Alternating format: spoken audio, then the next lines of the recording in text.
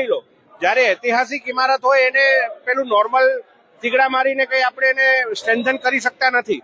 એટલે પેલા શું પ્રોબ્લેમ છે એને આઈડેન્ટિફાઈ કરી અને એના સોલ્યુશન પર આગળ વધવા માટે અમે રજૂઆત કરી હતી.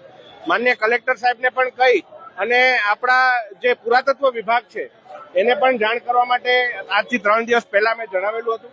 અમારા શહેર અધ્યક્ષ, અમારા વિધાનસભાના મુખ્ય દંડક કે જેઓનો આ વિસ્તાર છે તેઓ પણ સતત આ બાબત માટે કાર્યરત હતા અને સૌ પોતપોતાના પ્રયત્ન કરીને આ જે પ્રોબ્લેમ છે ને કઈ રીતે સોલ્વ કરી શકાય. કારણ કે આપ જોઈ રહ્યો છો 3 એપ્રિલે આ ટેકા મૂકવામાં આવ્યા હતા અને ત્યારથી જ કન્સલ્ટન્ટે એનો રિપોર્ટ પણ સોંપી દીધો હતો ને કામ પણ ચાલુ કરવાનું હતું.